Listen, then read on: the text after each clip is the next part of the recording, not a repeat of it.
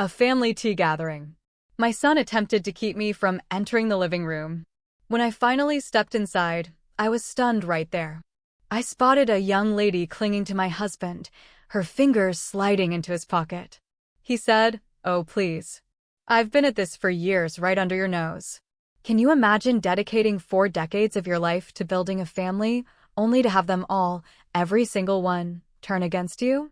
What do you do when the people you love most decide your pain is just an inconvenience?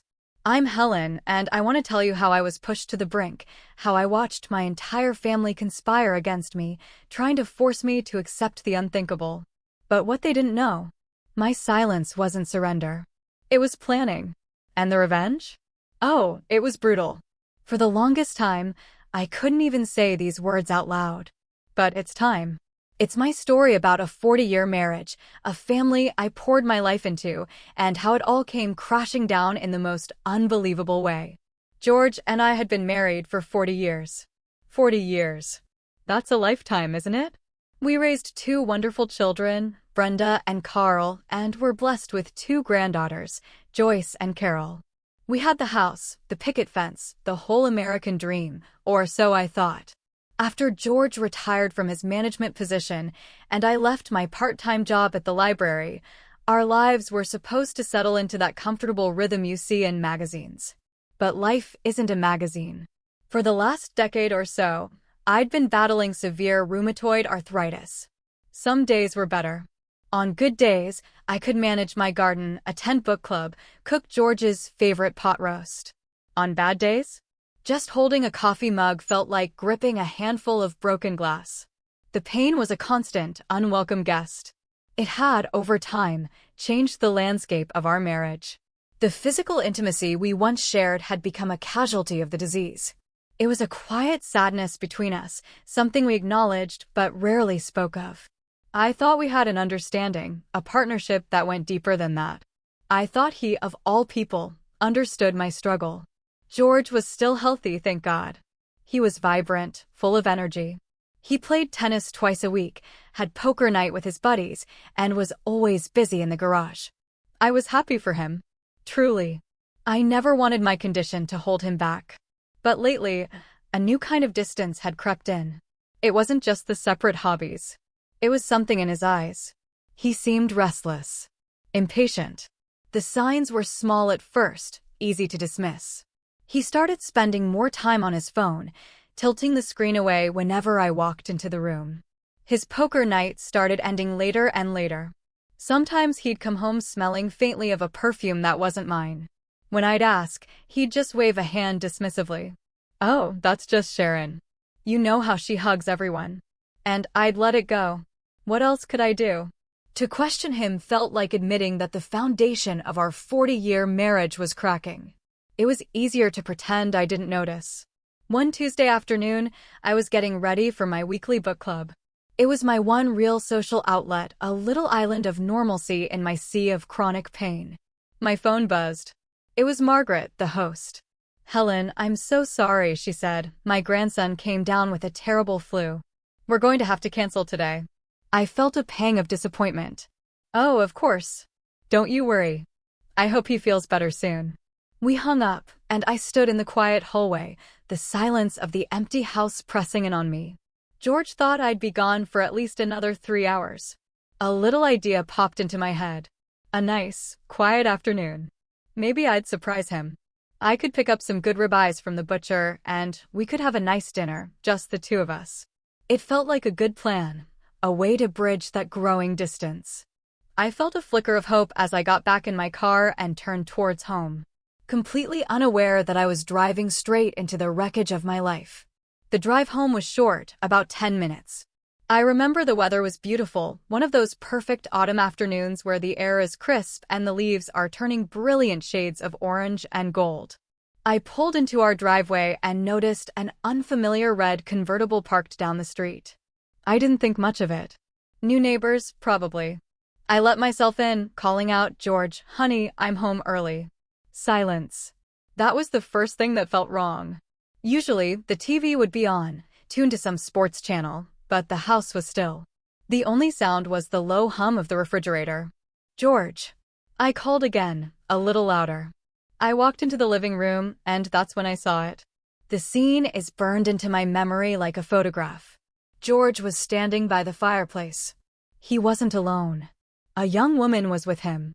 She couldn't have been more than 30, with long blonde hair and a tight-fitting dress. Her back was to me, but his face was clear. He had his hands on her waist, and he was leaning in, about to kiss her.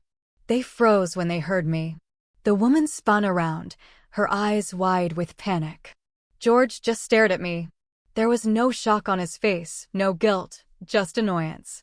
Pure, unadulterated annoyance, as if I were the one who had done something wrong by simply existing in my own home. My purse slipped from my fingers and hit the floor with a dull thud. For a moment, nobody spoke. The silence was deafening. I looked from George to this woman, this stranger in my living room, and back to George. My mind was scrambling, trying to make sense of what I was seeing. The woman found her voice first. I should go, she stammered, grabbing a small purse. Yes, I said, my own voice a hoarse whisper I didn't recognize. You should. She scurried past me, not making eye contact, fumbled with the front door, and rushed out. I heard the engine of that little red convertible roar to life, and then fade down the street. And then it was just the two of us. I turned to face my husband of 40 years. My heart was hammering against my ribs so hard I thought it might break through. George, I began, my voice trembling. Who is that? He sighed, a heavy, put-upon sound, and ran a hand through his hair. He wouldn't even look at me. He walked over to the bar cart and poured himself a glass of whiskey. Her name is Sandra, he said, his back still to me. Sandra, I repeated the name.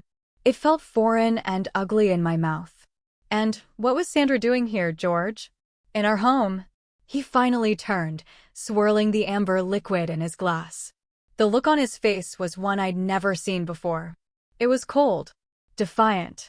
Come on, Helen. Don't play dumb. You know what she was doing here. The sheer audacity of it stole my breath. I know. I choked out. I don't know anything. I come home to find you with another woman, and you expect me to what? Understand. Maybe you should, he snapped, his voice rising. Maybe you should try to understand what it's like for me. You think this is easy living like this? We're roommates, Helen. We haven't been husband and wife for years. Every word was a physical blow. He was using my illness, the pain I endured every single day, as an excuse. As a justification for betraying me, for bringing another woman into the sanctuary of our home, the home I had poured my life into. So, this is the solution? I cried, tears now streaming down my face. Instead of talking to me, instead of being my partner, you go out and find her? She makes me feel alive, Helen, he shouted. She's fun. She's not tired all the time. She doesn't complain about her aches and pains. The cruelty of it was breathtaking. I felt a sudden hot flash of rage that burned away the tears. Get out, I whispered. What? Get out, I repeated, my voice now dangerously calm. I don't want you in this house tonight. Go stay with a friend. Go stay with Sandra. I don't care. Just get out of my sight. He stared at me for a long moment, his jaw tight. I think he expected me to crumble, to beg. He didn't expect this. Without another word, he slammed his glass down, grabbed his keys, and walked out, slamming the door shut behind him. And I was left alone in the ruins of my 40-year marriage. I sank onto the sofa, the silence of the house screaming in my ears, and I finally let myself break. I spent that night in a daze. I didn't sleep. I just wandered from room to room, touching the furniture, the photographs on the walls, souvenirs of a life I suddenly wasn't sure was ever real. The next morning, George came back. He didn't apologize. He acted as if nothing had happened, making his coffee, reading the newspaper. The silence was a weapon, and he wielded it with expert precision. This went on for 2 weeks. 2 weeks of living with a ghost in my own home. We barely spoke. I felt like I was losing my mind. I thought about calling the kids, Brenda and Carl, but what would I say? Your father is cheating on me? The words felt too shameful to speak. I was paralyzed. Then the 4th of July arrived. It had always been a huge family holiday for us. A big barbecue, all the kids and grandkids, ending with the town fireworks display. This year, The thought of it filled me with dread. But George insisted. "We have to keep up appearances, Helen," he'd said. The one time he'd addressed the situation directly. The family started arriving around noon. Brenda and her husband Frank, with my granddaughters Joyce and Carol. Then Carl and his wife Janice. I put on a brave face, forcing a smile, hugging my grandkids. But I could feel a strange tension in the air. Everyone seemed to be walking on eggshells around me. After we ate, while I was clearing the table, Brenda came up to me and put a hand on my arm. "Mom," she said, her voice serious. "We need to talk. All of us." A cold knot of fear formed in my stomach. I followed her into the living room where everyone was gathered. George was sitting in his favorite armchair, looking somber. The kids were arranged on the sofas. It felt staged. It felt like an ambush. I sat down, my hands trembling in my lap. Brenda took a deep breath. "Mom," she began, choosing her words carefully. "Dad told us what's been going on." I stared at her, stunned into silence. He told them. He had framed the narrative, told his version of the story before I even had a chance to speak. "He told us about Sandra," she continued, "and about your issues. The fact that you two, well, that you can't be a wife to him in that way anymore." The room started to spin. My issues. They were calling my chronic, debilitating pain my issues. I looked at George, but he wouldn't meet my eyes. I looked at my son, Carl. He was staring at the floor. "So, what is this?" I managed to say. "An intervention? Are you all here to tell me I'm not doing enough for your father?" "No, Mom." "Of course not," Brenda said quickly, though her tone was condescending. "We're just saying you have to be realistic. Dad has needs, and if you can't meet them, isn't it better that he finds a discreet way to take care of them instead of, getting a divorce and destroying the family?" I couldn't believe what I was hearing. I looked around the room, searching for an ally, for just one person who saw the insanity of this. "So, you all agree with this? You think it's okay for your father to have an affair?" Brenda sighed. "We're not saying it's okay, Mom. We're just saying it's a practical solution. It doesn't have to affect anyone. He gets what he needs, and the family stays together. It's better for everyone." I turned to my son. "Carl, you agree with this?" He finally looked up, his face unreadable. "It'll help Dad, Mom," he said quietly. "He's been miserable." I looked at my daughter-in-law, Janice. She looked deeply uncomfortable. "As long as he's discreet," she mumbled, wringing her hands. My last hope was my granddaughters, Joyce and Carol, my sweet girls. They were teenagers, part of a different generation. Maybe they would see it. "What about you girls?" I asked, my voice pleading. Joyce, the eldest, exchanged a look with her mother, who gave her a slight nod. "Well, Grandma," she said hesitantly, "a lot of our friends' parents have open relationships. They say it's not a big deal. It's just sex, right? It's just sex." The words echoed in the silent room. My own family, my children and grandchildren, were sitting here in my home, telling me to accept my husband's infidelity as a matter of practicality. They had sided with him completely. They had chosen his desires over my dignity. In that moment, I had never felt so utterly alone, so completely betrayed. I felt like an old piece of furniture, something they kept around for sentimental reasons, but that no longer served a useful purpose. I stood up, my legs shaky. "I see," I said, my voice flat. "The majority rules. He'll get what he wants." I turned to leave the room, to escape their pitying, judgmental eyes. As I reached the doorway, George called my name. "Helen." For a foolish, hopeful second, I thought he might reconsider, that he might see the monstrous thing he had done. I turned back. He looked at me, his face serious. "Can I tell Sandra you were just joking about calling the police?" It really scared her. The last bit of my heart shattered. I didn't answer. I just walked out of the room, out the back door, and into the yard. A few minutes later, I heard cheering from the living room. I glanced through the window and saw them, my family. They were hugging George, slapping him on the back.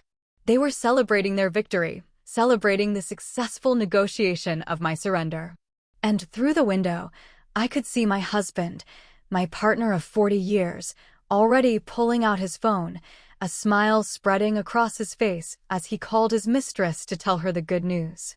After that day, that 4th of July, a new and terrible kind of normal settled over our house. It was the quiet, polite hell of a marriage that was dead, but hadn't yet been buried. The affair was no longer a secret to be hidden, but a fact to be managed. George made no effort to be discreet. I knew that every Tuesday and Thursday afternoon while I was at my physical therapy appointments, Sandra would come over. I knew because I could smell her perfume lingering in the air when I got home. I started finding long blonde hairs on the sofa cushions. Once I even found an earring, a cheap, glittery thing tucked down the side of his armchair. I picked it up with 2 fingers, looked at it for a long moment, and then dropped it into the trash can. What was there to say? I had been outvoted. The family treated the situation with a chilling sense of normalcy. When they called, they'd ask, "How are you and Dad doing?" as if nothing had changed. Brenda, in particular, seemed to think she had engineered a brilliant compromise. One afternoon, she stopped by with some groceries for me. As she was putting them away, she said in a bright, cheerful voice, "You know, Mom, I'm really proud of you." I stopped what I was doing and stared at her. "Proud of me for what?" "For being so understanding," she said, completely serious. "For putting Dad's happiness first. It shows how much you love him. Letting him do this. Letting him." The word hung in the air between us, as if I had given my permission, as if this was some generous gift I had bestowed upon him instead of a betrayal that was gutting me day by day. I felt a cold, hard knot form in my chest. "Brenda," I said, my voice low and steady. "This is the last time we will ever speak of this. Ever. Do you understand me?" She was taken aback by my tone, but she nodded. "Of course, Mom. I get it. It's hard to forget if people keep bringing it up." She had no idea. She thought my problem was a matter of forgetfulness, not a wound that was festering in the heart of our family. I began to withdraw, not just from George, but from everyone. I became an observer in my own life. I cooked. I cleaned. I went to my appointments. I built a wall around myself. Brick by painful brick. On the weekends, George was home. We'd have dinner together, talking about meaningless things, the weather, the news, what the grandkids were up to. He would try to be affectionate sometimes, a hand on my shoulder, a compliment on the meal. It was all a performance, a way for him to soothe his own conscience. I rarely reciprocated. The well of affection I once had for him had run dry. To cope, I started spending entire days away from the house, especially on Saturdays. I told George the first was joining a new art class or volunteering at the hospital. In reality, I would just drive. I'd drive for hours with no destination in mind.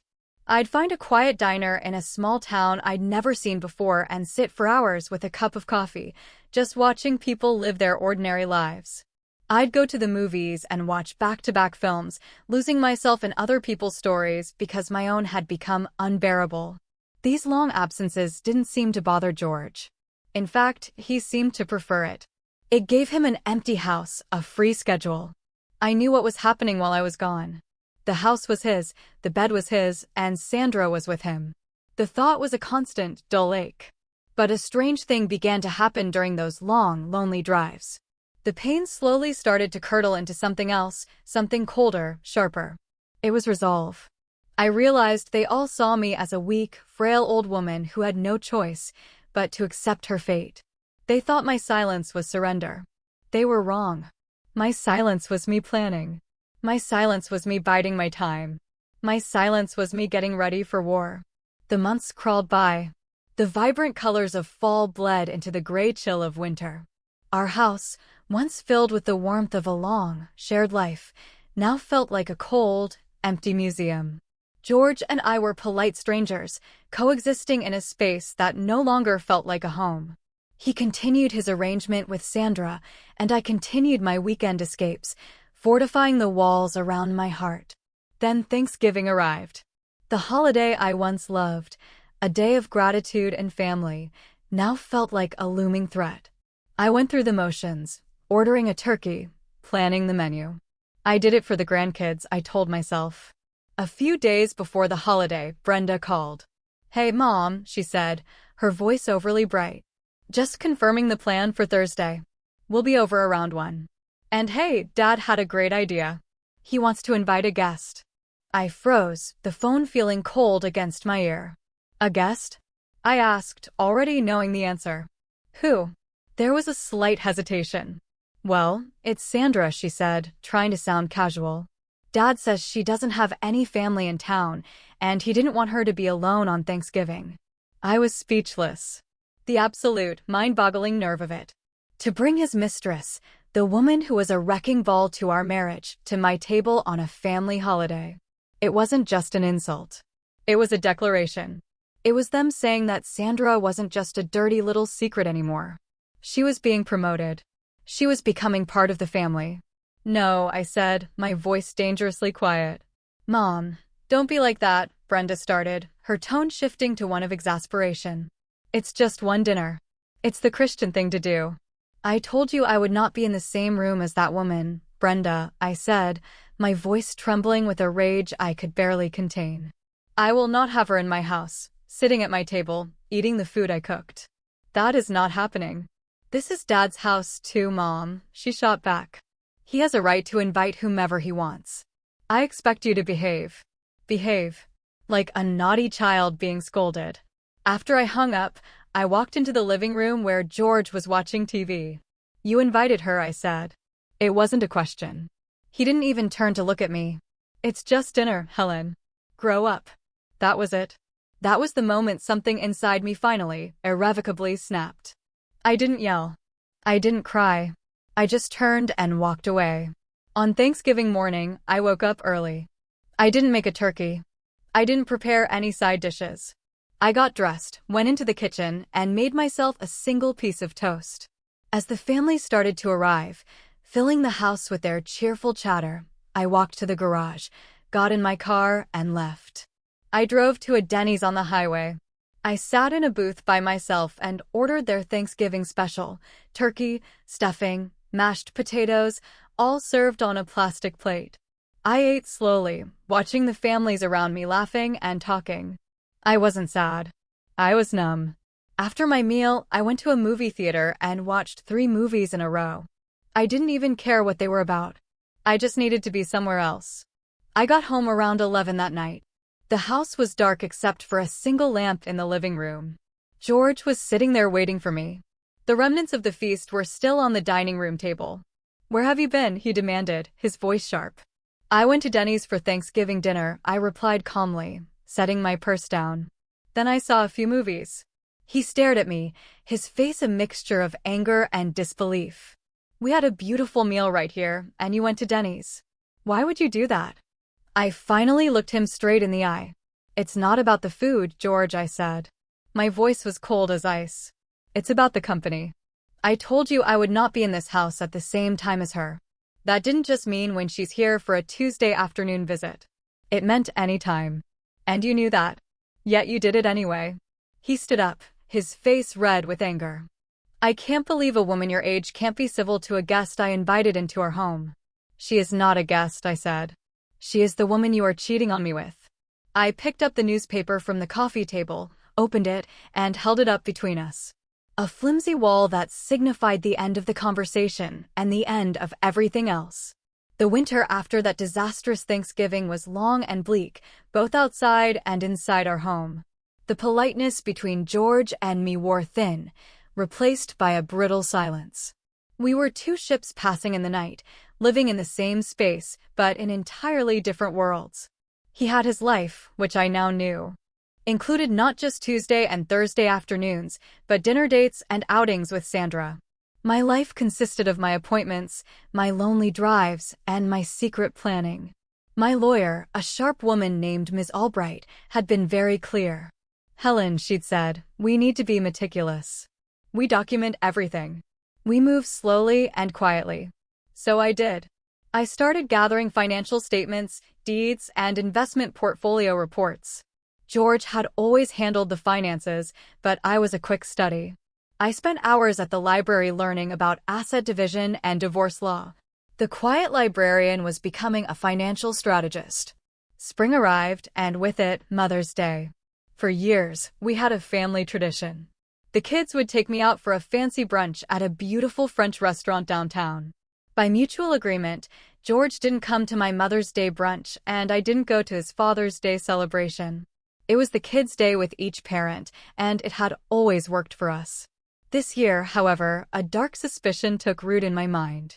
Given what had happened at Thanksgiving, I couldn't shake the feeling that George would see my absence as an opportunity. The day before Mother's Day, Brenda called to confirm. "We'll pick you up at 11 o'clock, Mom." "Can't wait," she chirped. "Actually, honey," I said, forcing a weak, wavering tone into my voice. "I don't think I'm up for it this year. My arthritis is acting up terribly. You all go ahead and have a wonderful time without me. Just give me a call later." There was a pause. "Oh, okay, Mom," Brenda said a little too quickly. "If you're sure. We'll miss you." I knew she was lying. My absence wasn't a disappointment. It was a convenience. On Mother's Day morning, I watched from my bedroom window as Brenda's minivan pulled up, followed by Carl and Janice's car. They all went inside to pick up George. A few minutes later, they all came out laughing and piling into the cars to head to the restaurant. I waited for 20 minutes. Then I got into my own car. I didn't dress up. I just wore a simple pair of slacks and a blouse. I drove to the French restaurant. I didn't plan on going inside. I just needed to know. I parked across the street where I had a clear view of the entrance and the parking lot. I watched as my family arrived. I saw my son Carl open the door for my daughter Brenda. I saw my husband George laughing, looking happier than I had seen him in years. And then another car pulled into the lot, a sporty little red convertible. My breath caught in my throat. Sandra got out of the car. She was wearing a pretty floral dress. She walked over to my family, and my daughter Brenda gave her a hug, a warm, welcoming hug. My son-in-law Frank smiled and nodded at her. My husband George put his arm around her waist and kissed her on the cheek. And then altogether, my entire family, with my husband's mistress in tow, walked into the restaurant to celebrate Mother's Day without me. I sat in my car, my hands gripping the steering wheel so tightly my knuckles were white. The pain in my joints was nothing compared to the pain in my heart. But this pain was different. It wasn't the gut-wrenching grief I felt when I first discovered the affair. It wasn't the humiliated despair I felt during the family intervention. It was a cold, clarifying rage. This was the final betrayal. This was them, all of them, erasing me. They hadn't just replaced me in my husband's bed. They were replacing me at the family table. Any lingering shred of doubt, any thought that maybe this could be fixed, that my family could be saved, vanished in that moment. It was over. All of it. I didn't cry. I simply put the car in drive and drove away. I didn't go to a diner or a movie. I went straight home, walked into my office, and called Ms. Albright.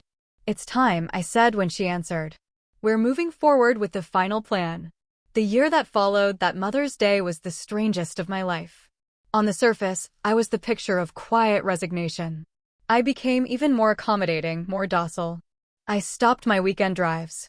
I started asking George about his day, feigning interest in his tennis matches and poker games. I played the part of the dutiful, if distant, wife. They all bought it. They saw my change in behavior as final acceptance, the last stage of my surrender. My daughter Brenda even commented on it during a phone call. "It's so good to hear you sounding like your old self again, Mom," she'd said. They had no idea that my old self was gone forever, replaced by a woman they didn't know at all. My compliance was a smokescreen. Behind it, I was working with a methodical, silent fury. My life became a series of secret appointments and covert operations. Every other week, I would tell George the first was going to a new water aerobics class for my arthritis. Instead, I would drive to Ms. Albright's office downtown. We spent hours poring over 40 years of financial records. George had been clever. Many of our most valuable assets, our investment portfolios and retirement accounts were structured in a way that gave him primary control. "He's counting on you not knowing how to touch this," Ms. Albright said, tapping a thick file. "He's underestimating you." "We'll use that." We began the painstaking process of untangling our financial lives. On Ms. Albright's advice, I opened a new bank account in my name at a different bank. We started drafting the legal paperwork to liquidate certain joint assets, documents that would require George's signature. I would slip them into a stack of ordinary household bills and tax forms. Just some routine paperwork from our financial advisor, honey, I'd say casually. He'd scrawl his signature without a second glance, too absorbed in the golf tournament on TV to care. Each signature was a small victory, another brick in the foundation of my new life. During this time, I also did something for myself. I reconnected with an old friend. His name was Arthur. We had worked together years ago before I retired from the library. He was the head librarian, a kind, gentle man with a quick wit and a deep love for literature. His wife had passed away from cancer a few years before, and I knew he had been lonely. I found his number and called him on a whim, at first, just to hear a friendly voice. We started meeting for coffee. It was innocent. We talked about books, about our old colleagues, about our children. For the first time in years, I felt seen. I wasn't a sick wife or a problem to be managed. I was just Helen. Arthur listened. When I finally found the courage to tell him what was happening in my marriage, he didn't offer platitudes or judgment. He just listened, his eyes full of a deep, compassionate sadness. He held my hand across the table, his touch gentle, and said, "You deserve so much better." Our friendship deepened. He became my confidant, my one source of sanity in a world gone mad. He was the only one who knew about my plan. He didn't question it. He supported it. He saw my strength when everyone else saw only my weakness. As the months passed, my plan took its final shape. I had a new bank account with a substantial sum of money in it. I had a lawyer who was ready to file the divorce papers at a moment's notice. And I had a friend in Arthur who offered me not a romance, but something far more valuable. A vision of a future where I was not alone, a future where I was respected. I circled the date on my calendar, the 4th of July. Exactly 1 year since my family had sat me down and sentenced me to a life of humiliation. This year, it wouldn't be their day of celebration. It would be my Independence Day. The morning of the 4th of July dawned bright and clear. The air was already thick with the smell of cut grass and the distant pop of early firecrackers. Our backyard slowly filled with the same cast of characters as the year before. Brenda and Frank, Carl and Janice, the grandkids. The grill was fired up, burgers and hot dogs sizzling. The conversation was light, full of laughter. It was a perfect picture of a happy American family, a perfect lie. I played my part flawlessly. I mingled. I smiled. I complimented Brenda on her potato salad. But this year, I made sure to overdo it. I would wince every time I stood up. I'd rub my hands as if they were in agony. I let out a little sigh of exhaustion every now and then. I was planting the seeds for my final performance. Around dusk, as everyone started packing coolers and grabbing lawn chairs for the trip to the park for the fireworks, I found George in the kitchen. "Honey," I said, putting a hand on his arm, my voice laced with manufactured weariness. "I don't think I can make it to the fireworks this year. My joints are just screaming. I think I just need to lie down and get to bed early." He looked at me with a flicker of what I could have sworn was genuine concern. That was the hardest part of all this. Knowing that somewhere buried deep beneath the selfishness and betrayal was the man I had once loved, a man who could still feel a shred of care for me. It made what I was about to do even harder, but no less necessary. "Are you sure, Helen?" he asked. "You missed them last year, too." "I'm sure," I said, giving him a weak smile. "I'm just getting old, I guess. You all go have a great time for me." He patted my hand. "Okay, if you're sure, get some rest." As soon as he left the room, I watched him walk straight over to Brenda. A whispered conversation, a quick nod. I knew exactly what was happening. My absence wasn't a problem. It was an invitation. They were making a space for Sandra. The fresh betrayal, even though I expected it, still stung. One by one, they came to say goodbye, expressing their disappointment that I wasn't coming. I hugged my granddaughters, Joyce and Carol, a little longer than usual. "Be good, my sweet girls," I whispered, my heart aching. This was the one true loss, the one collateral damage of my war that I knew would leave a permanent scar.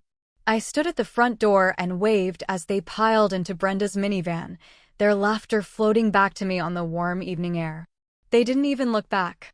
The moment the taillights disappeared around the corner, I moved. There was no time for hesitation. My bag, a single suitcase, was already packed and hidden in the back of my closet. I walked through the house one last time. I didn't feel sad. I felt nothing but a quiet, resolute calm. In the bedroom, I took off my wedding ring, the simple gold band I had worn for 40 years. I placed it gently on George's pillow. Next to it, I placed a small, nondescript flash drive. I grabbed my purse and my suitcase, walked out to the garage, and got into my car. I didn't look at the house in the rearview mirror. I was already looking forward. A few blocks away, parked on a quiet side street, Arthur was waiting for me in his car. I pulled up behind him, got out, and moved my suitcase into his trunk. I left my own car there, parked legally on the street. They would find it eventually. I slid into the passenger seat of his car, and he reached over and took my hand. "Ready?" he asked, his voice soft. "I'm ready," I said. And together, we drove towards the airport, towards the rest of my life. As the first explosions of the fireworks began to light up the night sky behind us, the family returned home late, around 10:30. I imagine they were flushed with excitement from the fireworks, still buzzing from the holiday cheer. George probably unlocked the door, expecting to find the house dark and me asleep in bed. It was Carl who found it. I learned this later from Janice. George had asked him to check on me, to make sure I was okay. Carl walked into the master bedroom. He didn't find me. He found an empty, perfectly made bed. And on his father's pillow, gleaming under the soft light of the bedside lamp, were two small objects, my wedding ring and a black flash drive. A sense of unease must have rippled through them. This wasn't right. This wasn't part of the plan. They all gathered in the living room. A confused and anxious huddle. Frank, being the most tech-savvy, took the flash drive and plugged it into his laptop. A single video file appeared on the screen. He double-clicked it. The screen was black for a moment, and then my face appeared. I was in a room they didn't recognize, sitting in a comfortable chair. I looked calm. I looked directly into the camera as if I was looking into each one of their eyes. "Hello everyone," I began, my voice clear and steady. "If I've timed this right, you're watching this a little after 10 p.m. Just back from the fireworks show." I saw them in my mind's eye glance reflexively at the clock. "At this very moment," I continued, "I am on a plane, flying far beyond the borders of the United States. And in case you're wondering, I won't be coming back." The sound of George's strangled cry of no was something I could only imagine, but I knew it was there. "You betrayed me," the woman on the screen, the new me, said, her voice unwavering. "Each and every one of you. George, my husband of 40 years, a man for whom I built a home, raised a family, and stood by through everything. You threw me aside like a piece of trash for a woman half my age, and when I dared to object, you turned my own children against me. I thought 40 years of loyalty, dedication, and faithfulness would mean something to you. I deserved better than this. Your desires, and let's be honest, they were wants not needs, should never have taken precedence over my dignity." I let the words hang in the air for a moment before turning my attention to my children. "Brenda, your betrayal hurt just as much as your father's. You were always Mommy's girl. We did everything together. And to know that you not only supported your father in cheating on me, but actively encouraged it, that you coached him and me on how to accept it, that broke my heart in a way his actions never could." I could picture her shaking her head, denying it. But the truth was there on the screen for her husband to see. "And Carl," I continued, "you must be one of the most foolish men alive. Did you even realize that by supporting this, you gave your wife, Janice, permission to do the same to you? You told her with your actions that if she ever feels her needs aren't being met, she has a green light to seek satisfaction elsewhere. How does that feel, son?" I saw Frank looking at Brenda, a new and terrible suspicion dawning in his eyes. I saw Janice staring at Carl, her face pale. I was not just leaving. I was planting seeds of doubt that would grow in the poisoned soil of their betrayal. The family they fought so hard to keep together was already starting to crumble. The video continued, my on-screen self pausing to let the weight of my words sink in. The atmosphere in that living room must have been thick with shock and dawning horror. But I wasn't finished. The emotional blows were just the prelude to the main event. I could not stay in a marriage where I was disrespected weekly, I said, my voice turning colder, more businesslike, and I certainly wasn't going to stick around when I found out it was happening multiple times a week. Oh yes, George. You weren't nearly as discreet as you thought. Inviting her to Mother's Day? That was a special kind of tasteless. I should also mention the financial situation I've left you with. For 40 years, I put this family first. I managed the household, raised the children, and supported George's career, allowing him to accumulate our wealth. I decided it's time for me to be compensated for my contributions. I leaned forward slightly. George, I've left you the house. As you know, it's fully paid off and worth a considerable amount. My lawyer, Ms. Albright, will be in touch to help you with the sale, should you choose to. I also left you $400,000 in the checking account. I calculated that comes out to $10,000 for every good year you gave me. Unfortunately, there haven't been any good years recently. I let that sink in. A generous settlement by any standard, but it was what came next that would change everything for them. As for the rest of our assets, I said, my voice dropping slightly, our investment portfolios, our retirement funds, our savings. I took them. With the help of my lawyer, I have secured my half of the marital assets and then some, as compensation for emotional distress and breach of trust. After everything is settled, I'll be sitting on a portfolio worth nearly 8 figures. I'll be just fine, though I doubt any of you truly care. The silence in the room must have been absolute. The money, the foundation of their comfortable lives, the source of their security, the future inheritance they all took for granted, it was gone. Oh, I added, a small, knowing smile playing on my lips. And if you're worried I'll spend my golden years alone? Don't be. I already have a companion, and he's sitting right next to me on this plane. I turned to my side, off camera. Arthur, would you say hello? A man's face appeared in the frame. It was Arthur. He looked distinguished and kind, with warm eyes. He smiled gently at the camera. Hello, he said, his voice calm and pleasant. I'm Arthur. I'll be helping Helen spend what could have been your inheritance. He gave a little wave. I turned back to the camera. George, you probably don't remember Arthur, but you've met him several times at library fundraisers. We worked together for over 20 years. He took early retirement to join me at my new home. We've been close friends all this time, and we've been keeping each other company for the past several months, ever since I told him what my husband was doing. And the best part? Arthur's needs are simple. Just affection, respect, and good conversation. I'm looking forward to it. I looked directly into the camera one last time, my gaze holding George's through the screen. I loved you, George. I loved you from the day we met. I looked forward to growing old with you. I am so disappointed that your physical desires ruined that for me. For your sake, I hope it was worth it. Goodbye. And the screen went black. That was the moment. The moment the screen went black and I knew that in that living room miles away, my old life had officially ended. My new life, sitting on that plane next to a good man, was just beginning. The weeks that followed my departure were, as I later learned from Janice, pure chaos. The video had detonated like a bomb in the middle of their comfortable lives, and the fallout was devastating. George, stripped of his wife and the bulk of his fortune in one fell swoop, crumbled. He was a man adrift, lost in a sea of his own making. He called my phone incessantly for days, leaving dozens of voicemails swinging wildly between rage, disbelief, and pathetic, pleading apologies. I never listened to them. Arthur deleted them for me. The biggest explosion, however, happened in my daughter Brenda's marriage. My words in the video had been a direct hit on the fragile trust between her and Frank. He couldn't look at her without seeing her mother's warning, "You gave him a free pass." The accusation hung between them, poisoning the air in their home. They fought constantly. Frank became suspicious and withdrawn.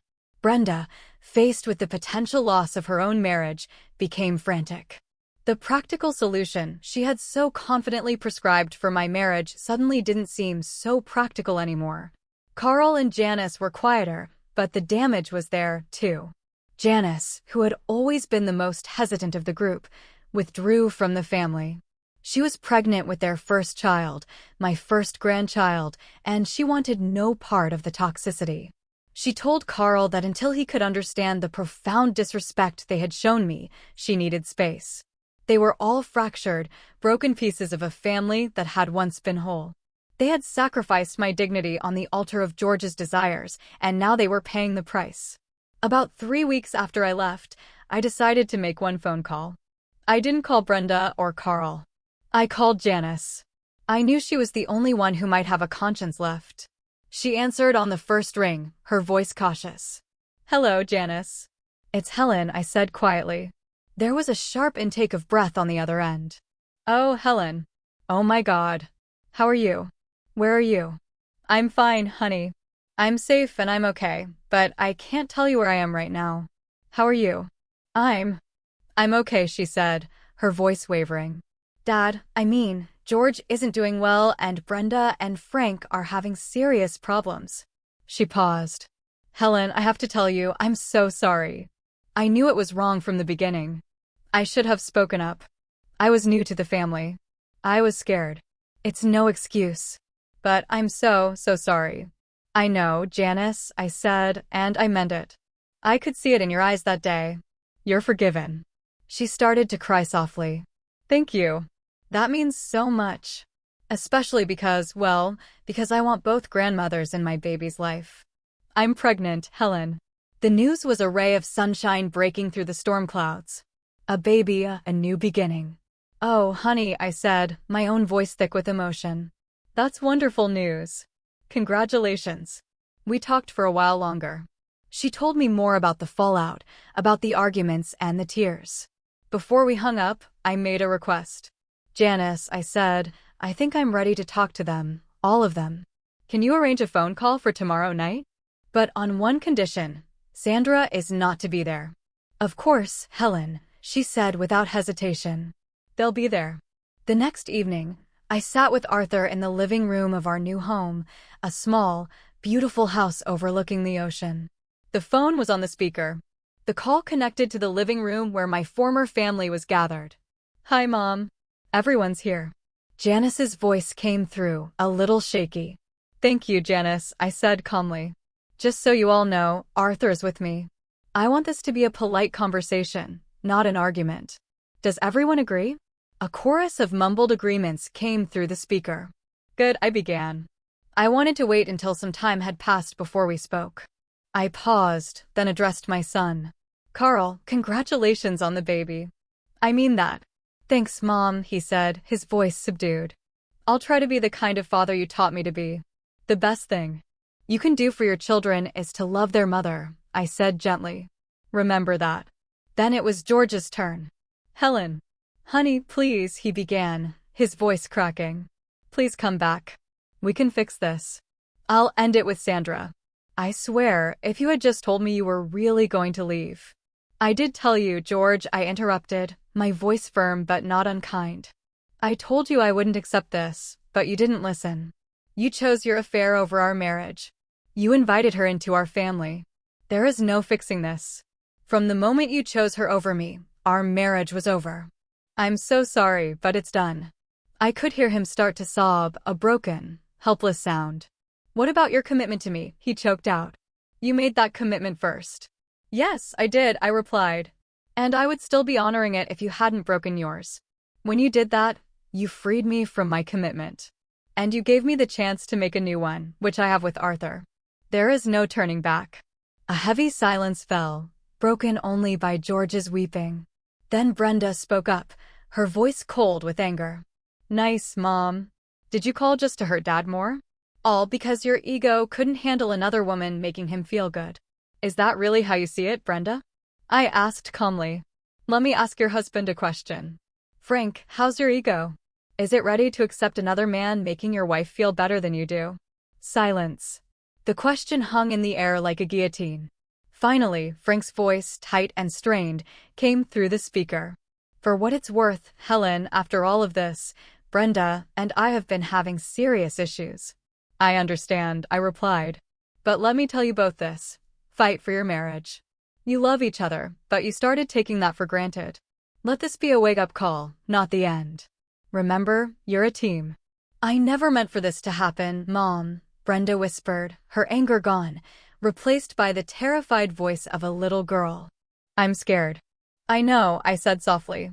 But you can fix this. Put the time you used to spend managing my marriage back into your own. You're his partner, Brenda, not his boss. Be honest with him. That's all you can do. There was another long silence. The call had run its course. The things that needed to be said had been said. It's too late for us, honey, I said, my voice gentle. A final farewell to my daughter. But it's not too late for you. I let Arthur disconnect the call. I leaned back in my chair and looked up at the large window at the ocean, the waves rolling in and out, steady and eternal. The sun was setting, painting the sky in shades of orange and pink. It was beautiful. A chapter of my life, a long and painful one, was finally, truly over. And for the first time in a very long time, I felt something I thought I had lost forever. I felt peace. Thank you. Thank you for listening to my story. It wasn't easy to tell, but it was important. What about you? Have you ever had to choose between your dignity and keeping the peace? Or perhaps seen a family splinter in a way you never expected? I'm truly curious to hear your thoughts. Let me know in the comments below.